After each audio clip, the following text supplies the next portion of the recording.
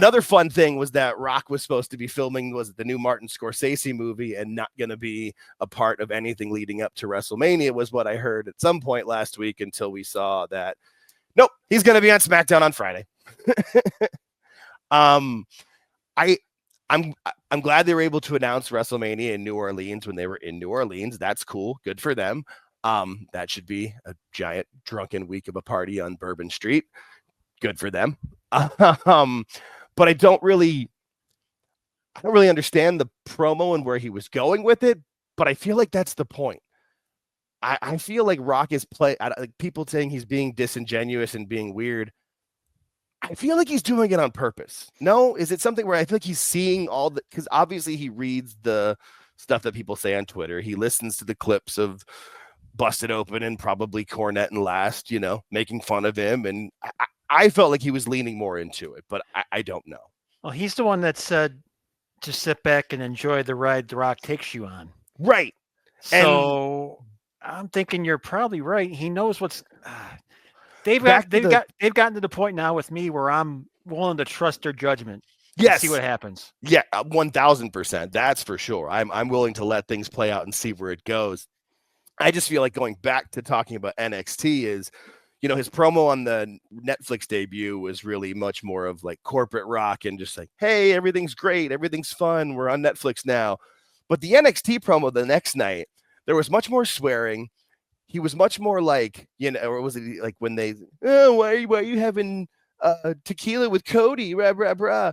So I feel like that was more of that heel Rock. I don't know if he's going to be a part of WrestleMania. I almost feel like if Cody retains at Mania this year, they're going to roll back the year-long story. It'll be Cody versus Rock at 42.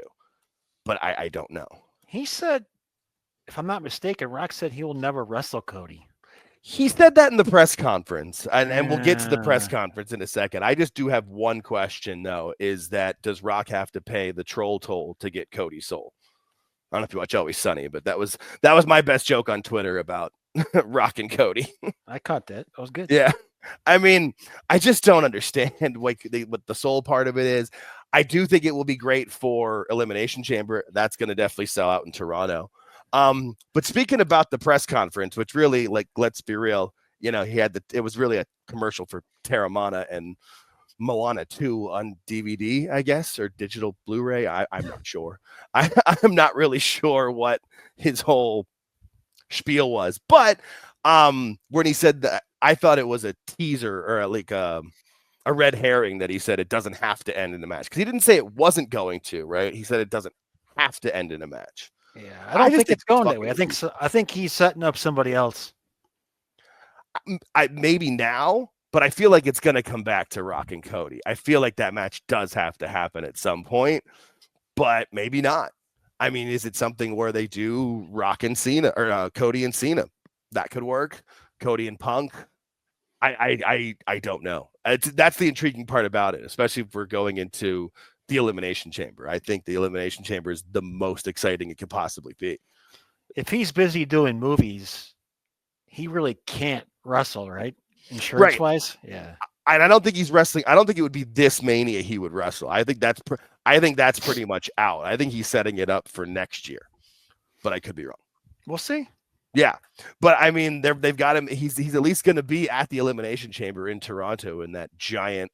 I mean, it's where the Blue Jays play, right? That used to be the Sky Dome. It's still the Sky Dome to me. It's Rogers Center now. Sky Dome. Yeah, right. It's the Sky Dome. That's what I think too. I mean, that's what I've always wanted to call it. Or always will be calling it. I think it's going to be interesting, though, not only with whatever happens with Rock and Cody and Cody's soul, but I think the Elimination Chamber match itself will be very, very interesting. I think it'll be, I mean, what is it? It's Damian Priest, Logan Paul, Drew McIntyre, CM Punk, John Cena. Yeah, I think that's it.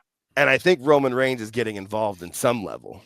I don't think he's not going to be there.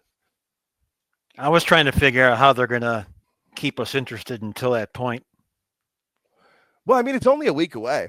No, I mean, the matches prior to it. Oh, yeah. Like what they're going to have build up to it. Because It's a hell of a main event. The women's event. match will be fun. The women's match will be fun. But yeah, for me, it's all about the men's main event, and then now with whatever Rock and Cody's going to do.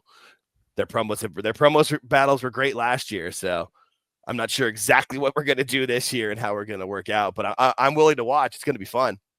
Be interesting. Yeah.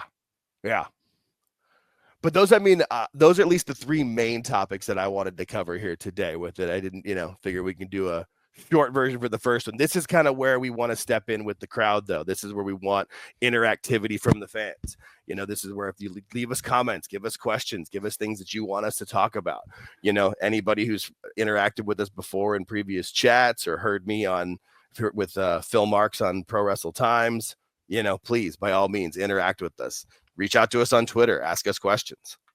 Hey, before we leave, can I ask you a question? Please, by all means. On Friday SmackDown, I got a kick out of the Louisiana night thing. Yeah. With R-Truth. And I wrote down here to ask you, how important is R-Truth at 53 years old in the WWE right now? So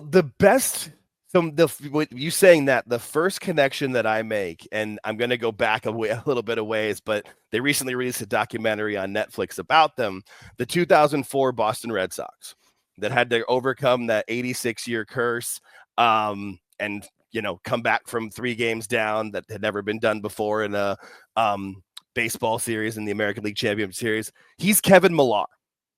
If anybody gets that reference, it's kind of like the jokester that keeps everything light, that keeps everything fun, that everybody on the team gets along with for one reason or another. That's my immediate thought. He's kind of like that glue guy. That's how he can float between either show.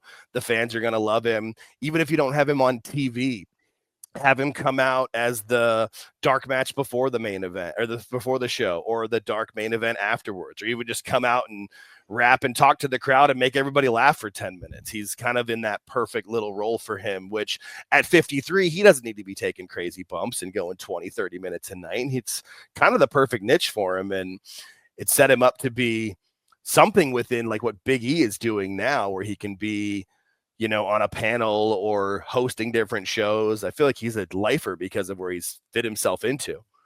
Come a long way from the K-Quick days, right? Yeah. That stuff, when he did the beads and handed them a sandwich, I was dying. Yeah. No, that was the funny thing about it is that they played it off a bit.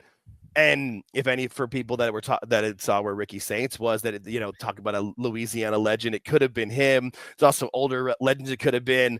I didn't expect it to be LA Knight for Louisiana. That popped me, and I thought it was a really good way of doing it. Plus, it keeps LA Knight as a babyface, and I mean he still gets great reactions. I know he doesn't get them as great as they once were with him, but I mean the fans still react to him. I still think he's a great mid-card guy.